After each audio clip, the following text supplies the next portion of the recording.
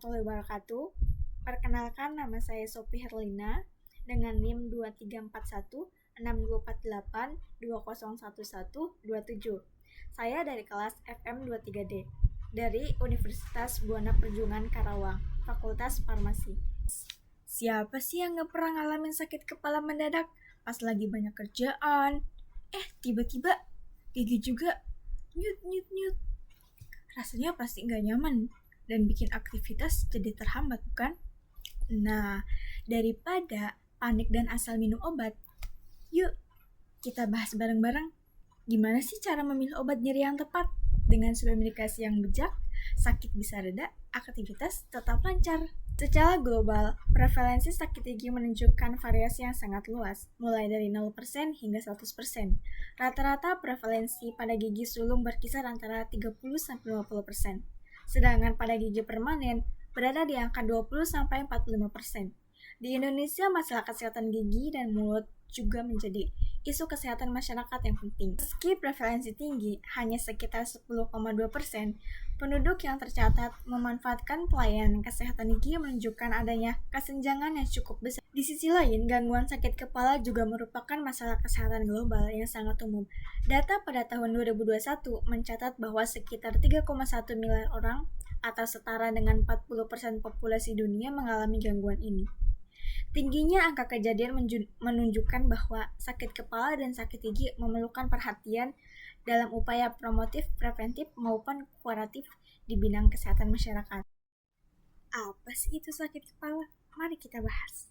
Menurut tradisional Chinese medicine, sakit kepala merupakan kondisi di mana energi tubuh tidak lancar, sehingga menyebabkan nyeri di kepala dan disertai dengan gejala lain. Gejala tersebut bisa bervariasi, tergantung pada jenis sakit kepalanya. Ketika kondisi tubuh yang terlibat, namun umumnya melibatkan nyeri, perubahan pada nadi, warna lidah, dan mungkin juga gejala lainnya, seperti mual atau gangguan penglihatan. Sakit gigi secara umum didefinisikan sebagai rasa nyeri atau sakit yang dirasakan pada gigi atau jaringan di sekitarnya. Tingkat keparahan nyeri bisa bervariasi, mulai dari ringan hingga sangat kuat, dan bisa berlangsung secara terus-menerus hingga hilang atau timbul. Sakit gigi seringkali merupakan gejala dari masalah atau penyakit pada gigi dan gusi, seperti karies, radang gusi, atau infeksi pada pulpa. Selanjutnya, mari kita simak apa saja sih jenis-jenis obat yang digunakan untuk meredakan sakit gigi dan sakit kepala tersebut. Ibu, nyeri sakit kepala itu obatnya itu beragam. Dilihat dari kondisinya. Kondisi yang pertama, ibu-ibu ketika ibu-ibu tuh sakit kepala terus disertai dengan demam. Nah, obat pilihan yang cocok itu adalah obat paracetamol. Terus ada lagi nih kondisi yang kedua. Ketika ibu-ibu nih sakit kepalanya tuh di bagian tengah-tengah ini, terus di bagian belakang, terus bagian pundak, juga di bagian punggung. Nah, itu saya mempunyai 3 rekomendasi obat. Nah, obatnya itu di golongan profen. Obatnya itu ada ibuprofen, terus ketoprofen, dextroprofen. Ibu, dari ketiga obat ini yang familiar itu obat apa menurut ibu-ibu yang di sini?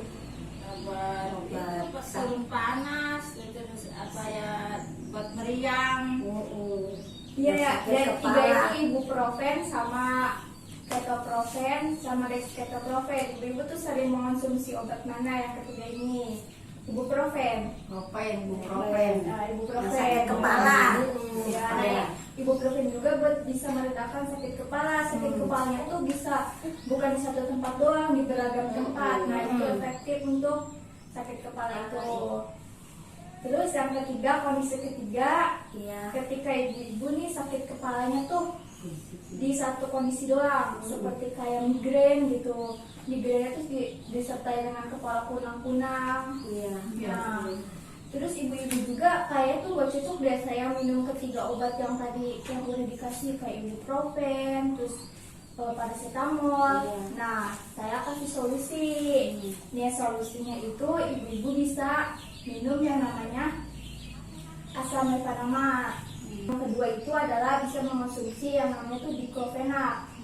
Nah, diklofenak itu bukan hanya meredakan nyeri di bagian sakit kepala doang, tapi bisa di sakit gigi. Ibu pasti pernah kan sakit gigi itu Nyutan ke kepala. Iya. Tidur. Nah, obat yang paling efektif itu ada dua pilihan Ibu. Ada namanya obat itu sama. Efektif itu adalah kalium diklofenak. Kalau sakit gigi itu minumnya obat apa? Ya obat sakit gigi, saya nggak tahu. Apa kandungannya gitu? Ini kayak mana teh? Cuma sakit obat sakit gigi gitu. Ya udah, ini dikasih tahu kan sama saya ya. Nanti kedepannya ibu kalau sakit gigi itu minumnya itu obatnya kalium diklofenak atau namanya itu potasium diklofenak. Obat itu karena si obat itu bisa efeknya tuh, efek serapnya tuh bisa dirasain selama waktu hitungan detik gitu.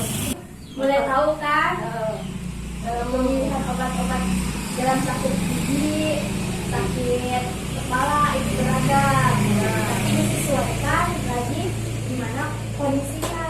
Jadi jangan sampai salah dalam memilih obatnya. Jadi kan kalau salah itu nanti kan efeknya belum terasa ke kitanya. Alasannya kalium diklofenak dipilih sebagai obat pereda nyeri, terutama sakit gigi. Nah, alasan yang pertama itu karena nyeri gigi bersifat akut dan mendadak, jadi dibutuhkan obat yang bekerja cepat. Kalium diklofenak ini bisa memulai meredakan nyeri dalam waktu 30-60 menit. Terus yang kedua, alasannya karena bentuk garam kalium ini larut lebih baik dalam air. Nah, sehingga lebih cepat diserap di saluran cerna dibandingkan dengan natrium diklofenak. Nah, untuk dosis dewasa bisa diminum 2-3 kali sehari dengan sediaan tabletnya itu sediaan 50 mg. Nah, contoh-contoh sediaan dengan merek dagang di pasaran ada Cataflam, Flamadex, Kaditich, masih banyak lagi. Apa obat sakit gigi?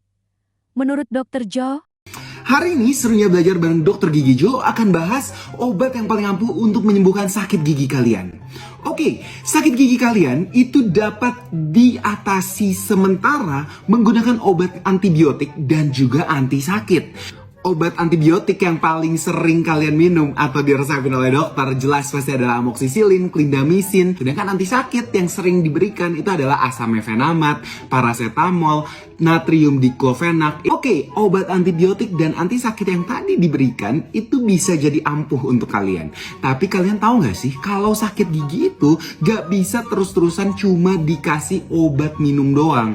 Tapi kalau misalnya sakit gigi, kalian harus betul-betul nih menyelesaikan masalah di gigi kalian. Karena obat yang kalian minum itu hanya akan meredakan sakitnya atau membunuh bakterinya secara sementara, tetapi tidak menyelesaikannya secara menyeluruh atau secara definitif. apakah benar obat sakit kepala dapat menyebabkan anemia aplasia? Lagi heboh mengenai obat pereda sakit kepala yang menyebabkan anemia aplasia. Jadi gimana jawabannya? Selama kalian minumnya sesuai dengan dosis anjuran yang tertera pada kemasan, itu aman-aman aja. Yang ngomong itu ada artikel ilmiah dan bahkan BPOM pun juga yang ngomong begitu. Jadi anemia aplasia sendiri adalah merupakan sebuah kejadian kerusakan pada sumsum tulang belakang sehingga tidak bisa menghasilkan sel darah yang cukup, baik itu hemoglobin, trombosit, dan leukosit. Sehingga tubuh mengalami berbagai gejala. Dan ini bisa disebabkan dari gaya hidup yang jelek, autoimun, idiopatik, sampai drug induce. Nah, obat-obatan yang bisa diduga dari penelitian memicu anemia aplasia itu adalah antibiotik dan pereda nyeri. Nah, antibiotiknya salah satu yang sering dibahas adalah chloramphenicol. Kalau kalian minumnya serampangan di luar dosis, bakterinya resisten dan juga bisa mengindus ini. Walaupun kejadiannya sangat kecil di dunia. Dan yang kedua adalah obat pereda nyeri. Obat pereda nyeri yang diduga salah satunya adalah profenazone. Ya, salah satu golongan NSAID yang sering dikombinasikan dengan paracetamol dan kafein untuk pereda nyeri. Kalau obat tersebut diminum sesuai dengan anjuran yang biasa terdalam di kandungan obat yang lolos BPOM, itu profenazonnya 150 sampai 250-an dikombo dengan paracetamol 300-an. Nah, kalau sehari kalian minum paracetamol sesuai dengan anjuran di mana kurang dari 2 gram dan kalau profenazone kurang dari 500 mg, itu aman. Itulah alasan kenapa side effect itu ditulis. Kenapa kalau aman side effect anemia aplasia harus ditulis di obat-obatan pereda nyeri? Ya biar kalian itu minumnya nggak serampangan, paham nggak? Peringatan, jangan minum obat ini secara berlebihan, sehari 10 kali. sakit kepala, nggak kelar-kelar, sehari minum 10 kali. Ya itu bukan hanya anemia aplasia, heparnya pun juga bisa kena. Jadi kalau gejala sakit kepalanya nggak hilang, segeralah bawa ke dokter terdekat. Gejala sakit kepala itu merupakan ciri khas penyakit yang nggak kelar. Jadi kalau gejala sakit kepalanya ada, bawalah ke dokter saraf. Kalau demamnya 3 hari nggak hilang, ya bawalah ke IGD. Berarti ada infeksi yang belum kelar. Jangan diatasi sendiri. Sakit gigi contoh, buat sakit kepala, bisa. 5 hari kalian sakit kepala, ternyata setelah dicek giginya lobang. Berarti kalau gigi lobangnya nggak diatasi, kamu sakit kepala terus. Ya iya. Itulah kalau dari saya, minumlah obat secara bertanggung jawab sesuai dengan dosis anjuran. Apalagi kalau antibiotik, jangan minum sendiri tanpa resep. Nah, dan budayakan teman-teman kritis, melek literasi, jangan terbakar isu tanpa membaca secara konteks.